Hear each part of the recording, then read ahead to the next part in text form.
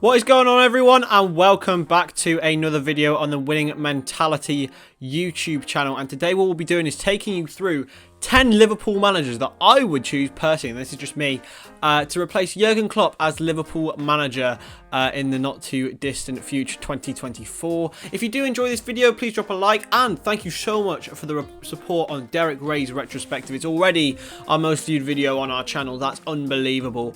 Just keep it coming for the rest of our videos. Anyway, let's get into it. At number 10, we have Neil Critchley. Neil Critchley is a former Liverpool youth coach who joined Blackpool as first team manager earlier this year. Having graduated through the system, he is now he became under-18 manager, under-23 manager at Liverpool, and he even took charge of 2 first-team games this season. One away at Aston Villa and one at home to Shrewsbury, in which Liverpool won one and lost one. He became the 13th most successful manager in our history when we beat Shrewsbury, and we're having a 50% win rate. He's one of only 16 people on this planet who has a UEFA elite coaching license, so obviously he knows what he is doing. Whether 2024 will be a bit early for Critch, I don't know, but yeah, he would be a wonderful appointment for us. At number 9, we have Jesse Marsch. We all saw how impressive Jesse Marsch's RB Salzburg side were when they came to Anfield earlier this season, and they came back from 3-0 down to draw 3-3 with players such as Takumi Minamino and Erling Haaland playing a massive role in that. And another person playing a massive role, of course, was the manager, Mr. Jesse Marsch. We all saw the team talk at half-time. Passion, desire, which is something I'm sure will have alerted FSG. Marsch managed both Montreal Impact and New York Red Bulls before joining RB Leipzig as assistant manager last season, and this season is his first season in European football. Maybe he can go on to be the best American manager we've seen at, our level. He has a strong 60% win percentage for RB Salzburg, which means that maybe he can translate that into another bigger club setting for Liverpool. Again, I wouldn't choose Jesse Marsch, but he would certainly be on my shortlist. Number 8, Imanol Alguacil. Real Sociedad have been one of the most exciting sides to play in Europe this season. They're currently in 4th place in La Liga under the helm of former player Imanol Alguacil. He headed the Basque Country side since 2018 Boxing Day, and he's replaced Asier Garetano. And he's gone on to be unbelievable. Finished 9th last season and currently sitting 4th above another amazing side, Baldanas's Getafe, which is amazing for them. If he maintains, what he's doing with Real Sociedad while still playing this style of football, I think he'd be a very, very good replacement for Jurgen Klopp.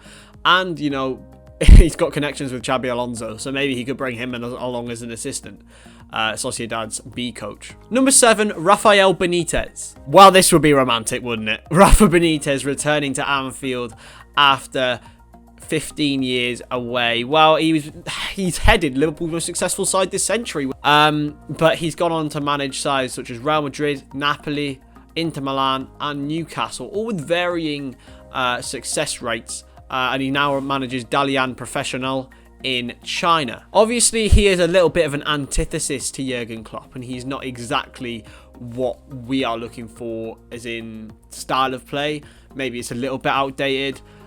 He wouldn't be my choice, but a part of me, the romantic side of me, like Derek Ray said about romanticizing football, he would be 100% on my list. Rafa returning to Anfield, wow, what a time that would be. Number 6, David Wagner. Wagner rose to fame not only for being Jurgen Klopp's best man and assistant at Dortmund, but the wonderful job he did up north with Huddersfield Town. He arrived there in 2015, just a month after Jurgen Klopp arrived at Anfield, and yeah, the rest is history for them.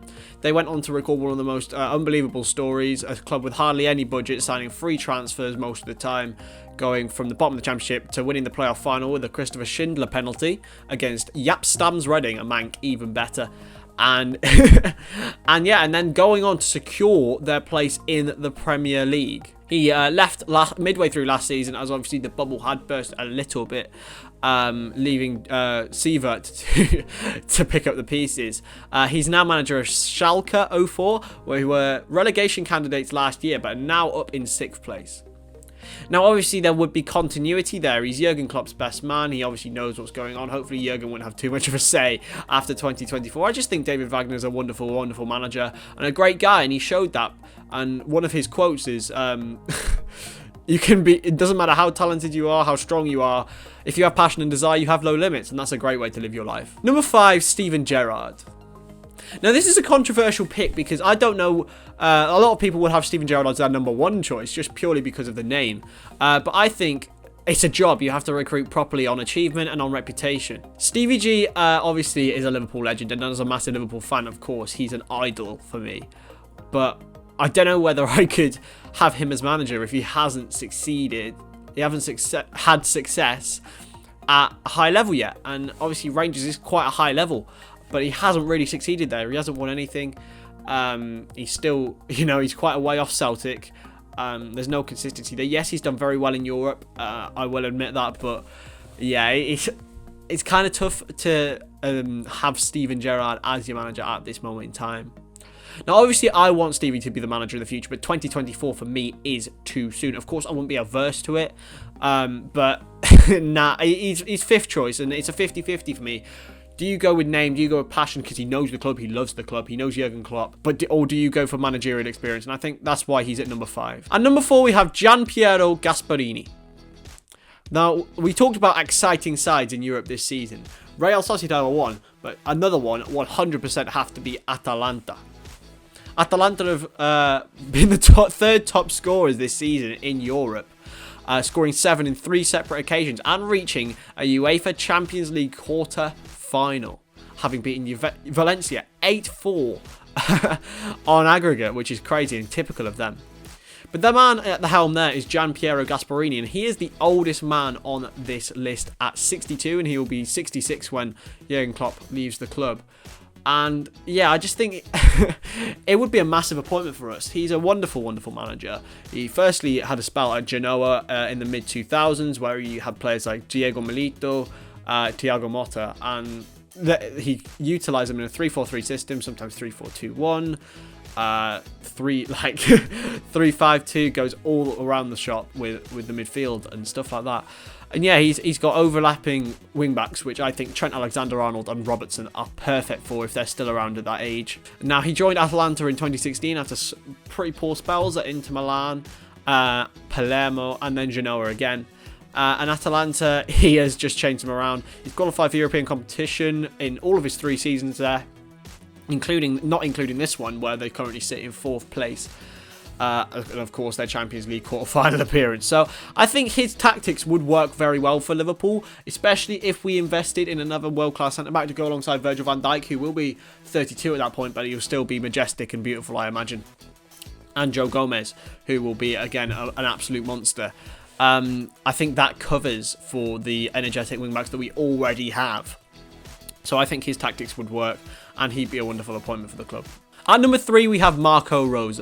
Now, Marco Rose has big connections with Jurgen Klopp. He actually played under him for 6 years at Mainz between 2002 and 2008. And it's a very, very young managerial career that he has. He's only been in the game for 3 years.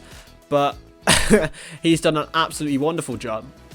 Now, as you'll see, it's a common theme in this list. Most of these people have had a link with a Red Bull club. And that's because they all promote young talent in the managerial and the playing game.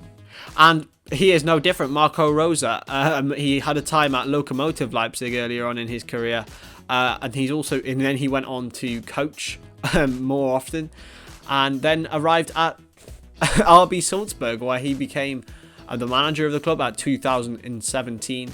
In his tenure at the club, this is massive, and something that I think FSG will have noticed is that he has never lost a home game. He never lost a home game in his tenure at RB Salzburg. He reached the Europa League semi-final, where he beat teams like Dortmund and Lazio in 2018, as well as a Europa League quarter-final last season, where he was defeated by Carlo Ancelotti's Napoli. Rose is only 43, and I think, again, that's a very, very big thing. Jurgen Klopp was only 48 when he was hired, and I think I think Marco Rose would be a perfect replacement for him. He's now at Borussia Mönchengladbach. They sit in 4th place in one of the most competitive leagues in the world. And yeah, I think he'd just be a wonderful replacement. At number 2, we have Pep Lijnders. Now, Pep Lijnders is a man that we've all become even more familiar with this season, with his face being more apparent on the LFC and Sky TV cameras. Well, Lijnders has been a face at Liverpool for quite a while. Even before Jurgen Klopp, he joined in 2014 under Brendan Rodgers, and he became a valuable member of the coaching staff before Klopp arrived. And it shows that how good he was for when, you know, Jurgen Klopp wants to keep him. He had a healthy impact and growth in the side, and he moved on to being a first-team coach. And then he left the club in the early part of 2018 to join NEC in Holland. Unfortunately, they didn't get promoted and lost in a playoff to get promoted to the Eredivisie. So he was dismissed, but being selfish, he returned to Liverpool, and that was probably the best thing for him. And that coincided with our Champions League winning season. Lijnders arrived back in the December. Wow, unbelievable. He's gone on. He also managed the side once in a 2-2 draw with Sunderland, alongside Željko Buvac and Peter Krawiec. And you can see FSG want to promote from within, and I think Pep Lijnders would be a fantastic replacement. The way he talks, the way he acts, it just reminds me of Jurgen Klopp, and you can see how they work so well together. And, of course, he'd be the best managerial Pep at this point. My number one choice has to be Julian Nagelsmann. Nagelsmann is a managerial baby. He's a wunderkind. And at just 32, he's hardly even out the womb yet. And he's already managed for 4 years.